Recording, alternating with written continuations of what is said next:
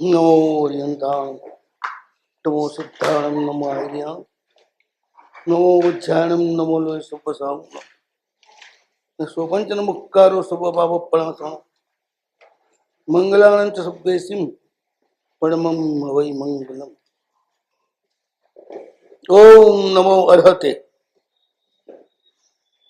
जिनाय जापकाय तिरणाय तारकाय बुद्धाय बोधकाय मुक्ताय मोचकाय त्रिकाल विदे पारंगताय कर्माष्टक निसूदनाय अधीश्वराय शंभवे जगत प्रभवे स्वयं भुवे जिनेश्वराय स्याद्वादवादिने सर्वाय सर्वज्ञाय सर्वदर्शिने सर्वतीर्थोपनिषदे सर्वपाखंड मोचिने सर्वयज्ञ फलात्मने सर्वज्ञ कलात्मने सर्वयोग रहस्याय केवलिने देवादिदेवाय वीतरागाय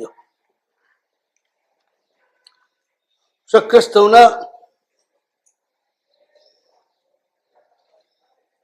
11 આલાપક છે.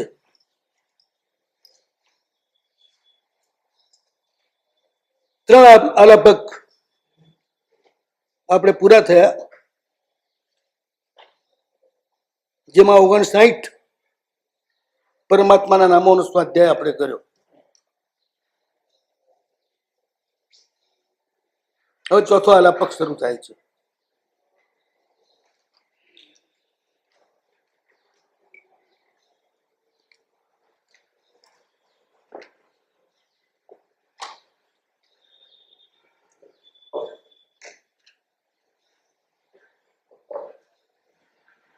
ચેતનાના ઉર્ધ્વારોહણના 11 તબક્કા છે.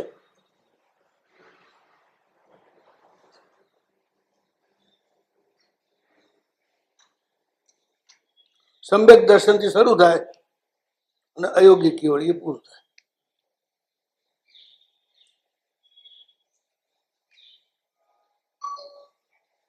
ત્રણ આપણે કઈ લેવા દેવા નથી. પ્રભુનો સંબંધ ચોથા આલાવેથી શરૂ થાય છે, ચોથા ગુણસ્થાનકથી. 14માં એમનામાં આપણે એકાકાર થઈ જઈએ છીએ. જ્યારે 11 આલાપક છે આપણા, ત્યાંથી પ્રભુનો સંબંધ શરૂ થાય. એક પછી એક આલાપક સમજવાના, તે ગુણસ્થાનકનું આપણામાં આરોપણ કરે.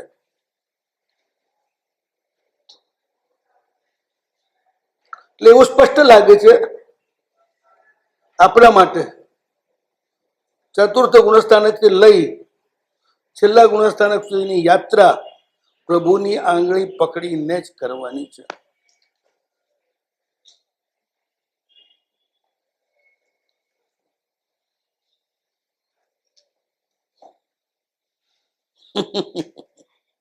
પ્રભુ સ્વયં ચાલે છે, આપણે સ્વયં ચાલી શકતા નથી. એ વાત કરી દીધી. જીનાય જાપકાય, તો આપણે સ્વયં જીતી શકતા હોઈએ તો ભાઈ પ્રભુને જાપક થવાની જરૂર જ નથી, જીતાડનાર થવાની જરૂર જ નથી.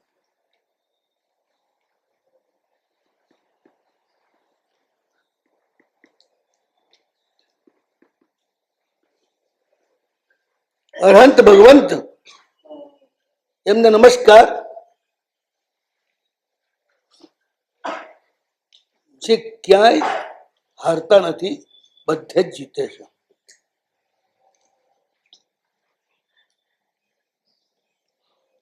બાહ્ય ને આભ્યંતર બધે જ જીતે તો છે જ, પણ જેમનું આલંબન લે ને એને જીતાડે પણ છે. એક વાત નક્કી છે, બાહ્ય જગતમાં જો જીત ના આપી શકે તો આભ્યંતરમાં એ જીત આપશે તો વિશ્વાસ ના આવે.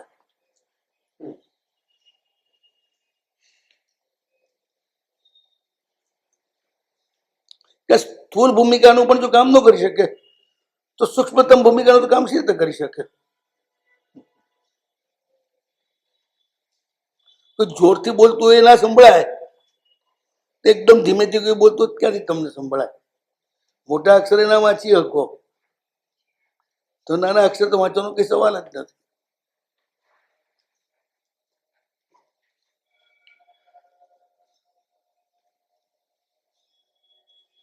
પેલા પોતે જીતે છે બધાને, બાઈને અભ્યંતર સર્વ પરિસ્થિતિઓને જીતી લે છે. કોઈ પણ પરિસ્થિતિ એમના પર હાવી થતી નથી.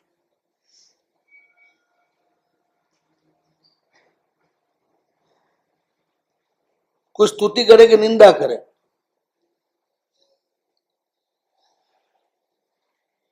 એક પણ પરિસ્થિતિ એમને હરાવતી નથી. સ્તુતિ કરે ને એ પણ આપણે હરાવે જો આપણે એમાં ફૂલાઈ જઈએ તો. નિંદા કરે એમાં દુવાઈ જઈએ તો હાર્યા કરે.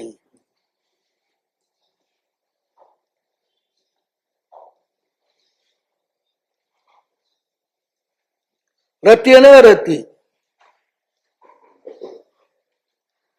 શોક અને આનંદ, શોક અને હર્ષ. આનંદ અલગ ચીજ છે, હર્ષ અલગ ચીજ છે. કર્મના કારણે આવે હર્ષ,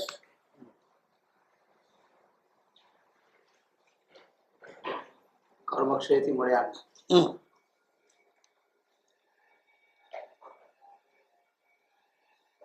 જેટલો કર્મ છે એટલો આનંદ.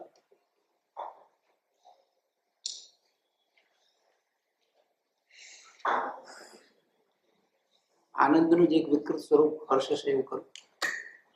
આનંદ અને વિકૃત બે વાત નહીં સમજવાની તમારે. ગંગાજળ અને બગડેલું બે વાત ભેગી ના થાય.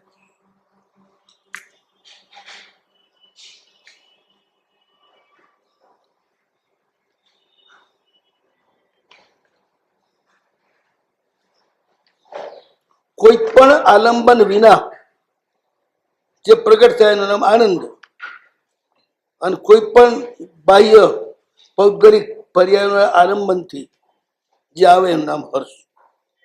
રતિ, અરતિ આ બધા જ પૌદ્ગલિક નિમિત્તોના કારણે પ્રગટ થતા અંતર્ભાવો છે.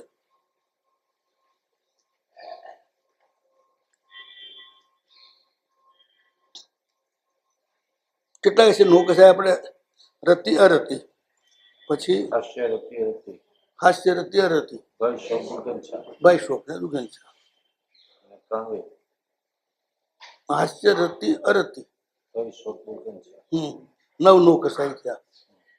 બરોબર. પુરુષ સ્ત્રી હાસ્ય એટલે હર્ષનો જ પ્રકાર છે. રતિ એટલે શું? મળે એ અનુકૂળતામાં રમમાણ થઈ જવું, એ રતિ છે.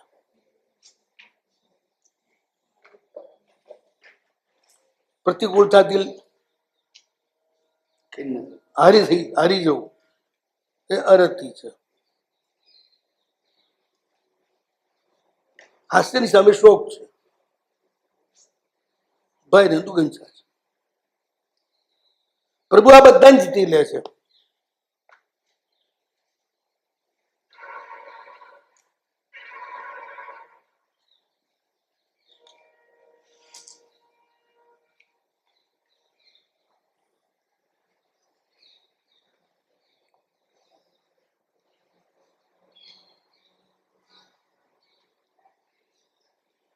ઉપદેશ દ્વારા ભવ્ય જીવોને રાગાદી આંતર શત્રુઓનો જય કરાવનારા, એ આપણો વ્યવહાર નહીનો અર્થ છે. બધા જ બધી જ વિકટ પરિસ્થિતિઓમાં જેમાં તમે તમારો સ્વભાવ એનું ભાન ગુમાવો, એ બધી જ પરિસ્થિતિઓથી તમને ઉપર ઉઠાવે એવી એક અંદર શક્તિ ઉભરાય, એ પ્રભુ તરફથી મળે છે.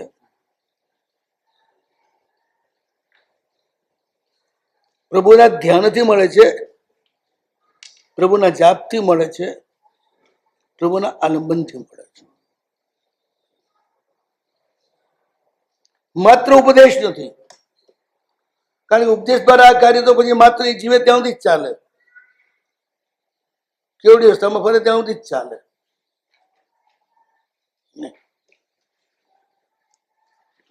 નામ સ્થાપના દ્રવ્ય એ જે આપી ગયા છે આલંબનો, એ આલંબનોમાં એ સામર્થ્ય છે. જે પ્રભુમાં જે સામર્થ્ય છે એ સામર્થ્ય એમના આપેલા આલંબનમાં પણ છે, એમના શબ્દમાં પણ છે, એમના રૂપમાં પણ છે. એમનો શબ્દ એટલે એમનું નામ પણ છે, એમનો શબ્દ એટલે એમણે કહેલા આગમો પણ છે.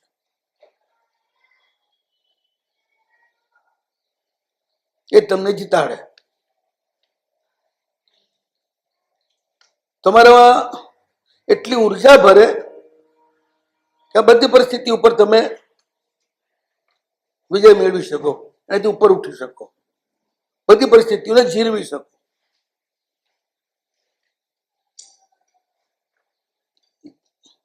ચૂપચાપ પ્રભુનું નામ શાંત થઈને લેવા માંડો એટલે બધી જ પરિસ્થિતિઓથી તમારું ચિત્ત પર થઈ જાય, એની અસરમાંથી મુક્ત થઈ જાય.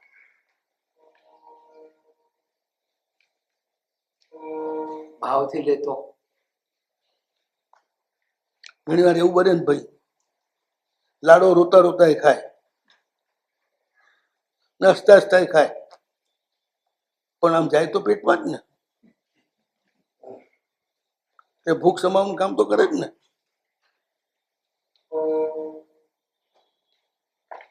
એક બહુ સરસ ઘટના આવે છે આ જૈનોમાં. એક બાઈ રોજ છે ને કેરી અને રાયણ બે વેચવા બેસે. બે વેચવા બેસે ને એટલે લોકો આવે ને લેવા, શું લેવું છે, કેરી કે રાયણ? એ પેલા કે કેરી. ના રાયણ.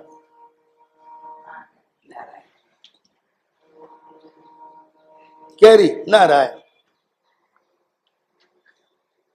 એ ના પાડવા માટે જ રાયણ બોલે છે, ના રાયણ.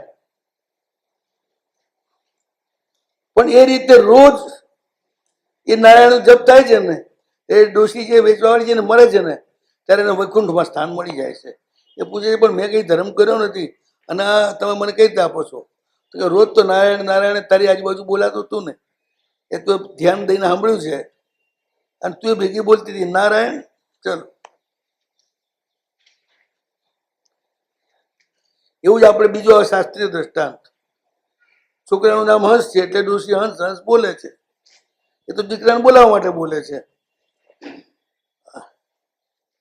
પણ હંસ શબ્દ ગારુડ મંત્રનું બીજ છે એટલે એના નિરંતર ઉચ્ચારના કારણે હવા પડતા પડતા તો છોકરાનું ઝેર ઉતરી ગયું.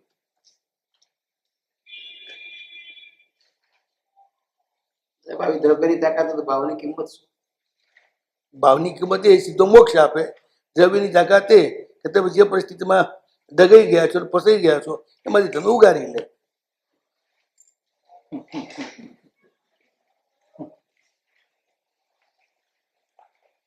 ફરક તો ખરો ને. દ્રવ્ય દ્રવ્ય આપે, પર્યાયોની અનુકૂળતા આપે.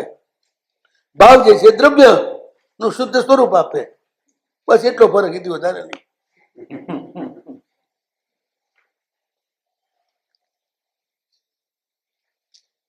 એક વાત ધ્યાનમાં રાખવાની છે, આપણામાં જીતવાની તાકાત છે જો નહીં. પ્રભુ સ્વયં પોતાના બળ ઉપર જીતે અને આપણને એ જો જીતાડે. આપણામાં જોવાની તાકાત નથી, આપણી પાસે જોવાનું ઉપકરણ છે, પણ જોવું હોય તો પ્રકાશની પૂરેપૂરી સહાય આપણને જોઈએ તો દેખાય, નહીં તો કશું ના દેખાય.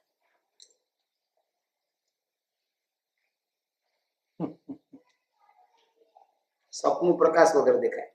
હા, સપનામાં પ્રકાશ હોય છે, ત્યારે દેખાય, ત્યારે ના દેખાય.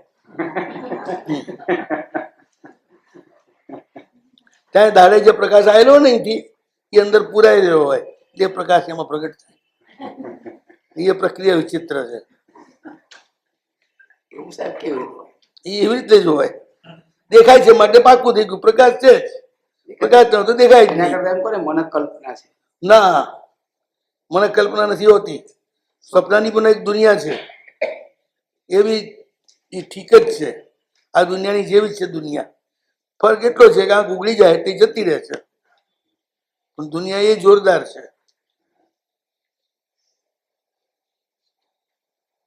આપણી દ્રષ્ટિએ સ્વપ્ન એ અસત છે, સ્વપ્નની દ્રષ્ટિએ આપણે અસત છીએ. એ તો બધી એકબીજા અસત કે છે.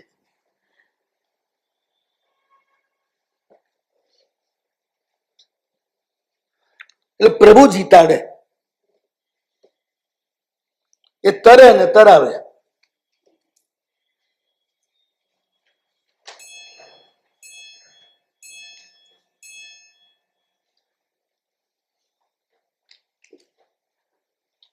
આમાં એક બહુ સરસ છે, તીર્ણાય તારકાય.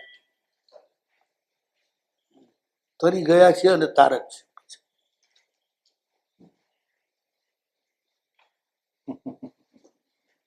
તરી રહેલા છે ને તારક છે એવું નથી. તરી ગયા છે ને પછી તારક છે.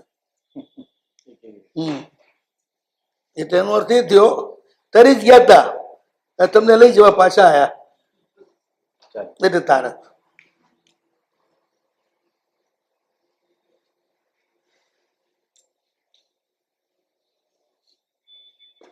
એ સ્ટીમર છે, આપણે મુસાફર છીએ.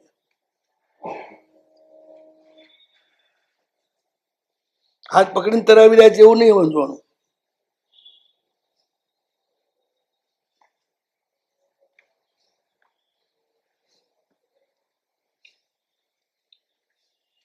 વાત તો સાહેબ એક જ છે ને, આલંબન છે. પેલું હાથ આલંબન આપે, આ સ્ટીમર આલંબન આપે. વાત એક. હાથ આલંબન આપે ને ત્યારે દરિયામાં તમારે ડૂબતા ડૂબતા જવું પડે, ડર ઘણોય લાગે. સ્ટીમર બેઠા હોય તો કોઈ ડર જ નહીં.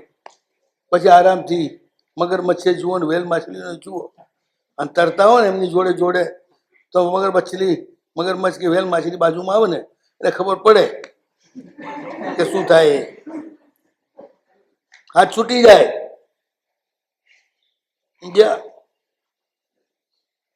ફરક ઘણો.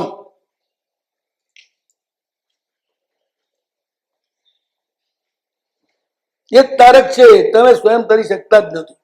100 વાતની એક વાત. એટલે જરાય ગર્વ ના કરવો, મેં આમ કર્યું, મેં તેમ કર્યું, હું પાર થઈ ગયો, હું જીતી ગયો, હું ફલાણું થઈ ગયું. એ પાછળ ઉભો તો એટલે તું જીતી ગયો. આપણું કરતું તો કઈ છે જ નહીં. આ છે જ નહીં કશું. એ જ તો વાત છે. શું હતું તમારી પાસે અનાદિની ગોદમાં એ તો કહો. ત્યાંથી કાઢ્યા એને, ઉપર લાવ્યા એને. અમારી પાસે આત્મા તો હતો ને ત્યારે. શું આત્મા ક્યાં તમારી પાસે હતો? એ મોરાજાના અને કર્મરાજાના કબજામાં હતો. અમારો આત્મા તો ખરો. અરે આ તમારો આત્મા એ તમારે કબજામાં નતો. લ્યો, તમે ક્યાં જાણતા હતા તમે શું છો? એ અનંતો કાળે એમને એમ ઊંઘમાં વીત્યો. તમે ઊંઘતા હતા ત્યારે જાગતો તો એ.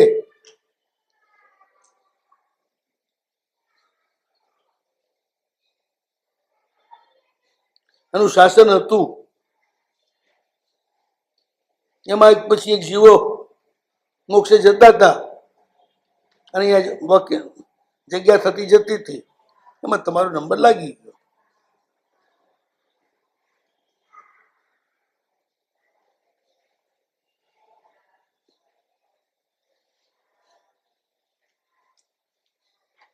આત્માની તો અનંત શક્તિ છે. છે જ ને.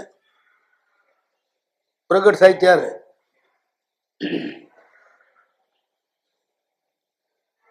પ્રગટ ક્યારે થાય? જયારે અનંત શક્તિ વાળો ધણી પૂરો સપોર્ટ કરે તો પ્રગટ થાય, નહીં તો ના થાય. આટલી બધી આવરાયેલી તમારી જે છે ને કર્મનું આવરણ છે ને, એ આવરણ તમારે દૂર કરવાનું છે. દૂર કરવા માટે એક વાત સમજાવો મને. માટી પાવડાથી દૂર થાય કે હાથથી દૂર થાય?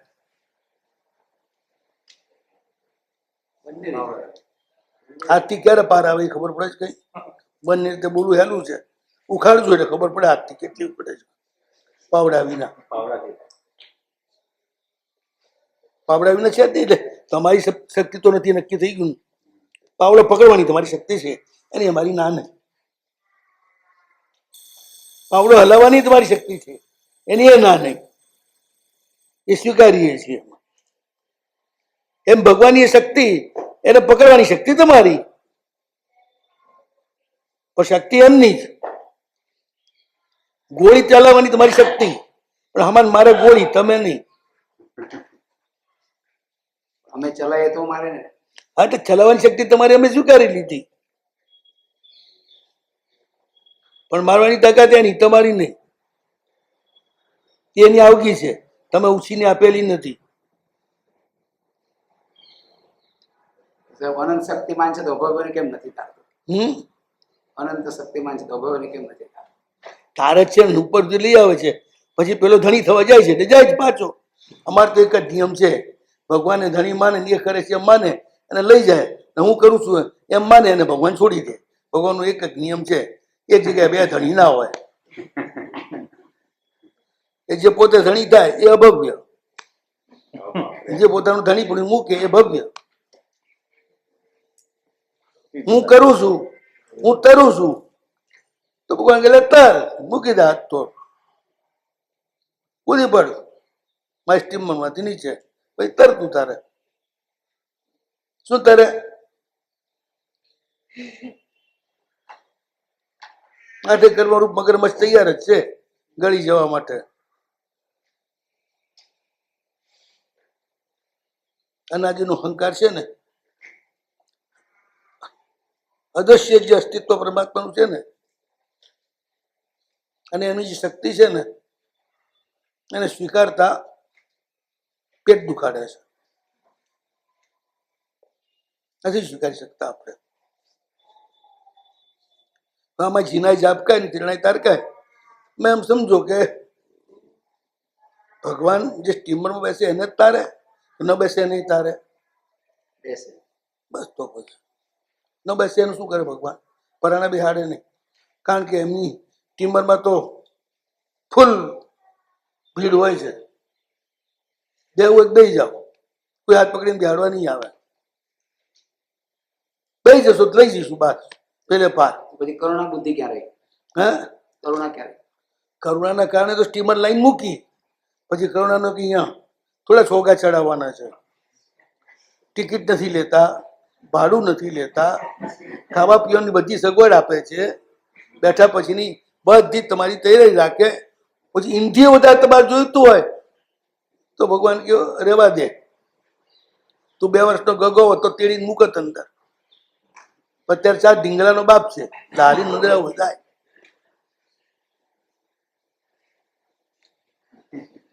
એટલું તો તારે મહેનત કરવી પડે, બધી મહેનત મારે નથી કરવાની.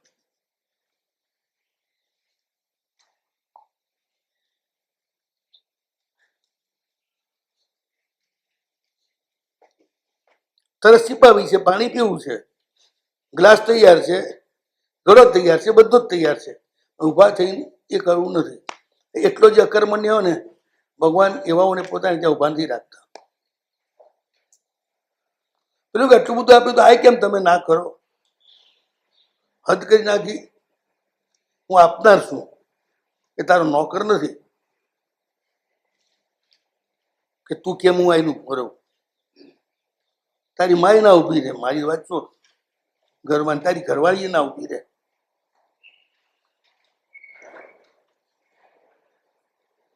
સંસારમાં માંગ્યા વગર માં નથી છે, પણ ભગવાન તો બધું જ માંગ્યા વગર આપે. ભગવાન છે ને અહંકારને ત્યાગ્યા વિના કશું ના આપે. દુનિયામાં માંગ્યા વિના ન મળે, અને ત્યાં ત્યાગ્યા વિના ન મળે.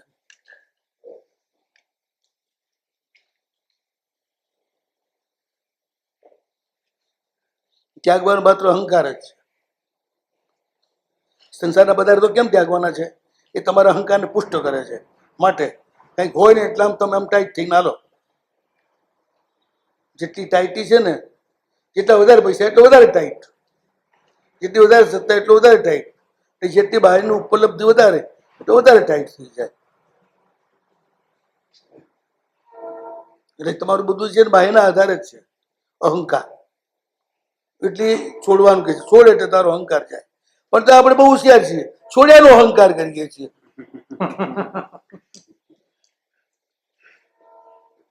જે કર્મ બંધનનું કારણ છે, દુઃખનું કારણ છે. તમે આવતા હતા અને રસ્તામાં કાંટા આવ્યા, 25 કાંટા વાગ્યા. આવીને પછી એક કાંટા કાઢ્યા, પગમાં પહેરી ગયા હતા. પગમાં પહેરી ગયા એટલે તમારા થઈ ગયા ને, એટલે કાઢ્યા એટલે તમે ત્યાગ કર્યો ને, તો જાહેર કરો 25 કાંટાનો ત્યાગ કર્યો. પેલો જતો કરો, રેવા દેવા હતા પગમાં. ત્યાગ શું કર્યો?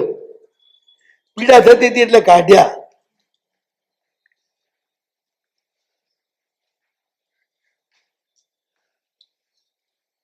આમ સંસારના બધા પદાર્થો છે ને ભયંકર પીડાદાયક છે, દુઃખદાયક છે. એટલે છોડવામાં અહંકાર નથી કરવાનો, પણ એ છોડવાની શક્તિ અને બુદ્ધિ પણ પ્રભુની કૃપાથી જ આવે, નહીં તો ના આવે.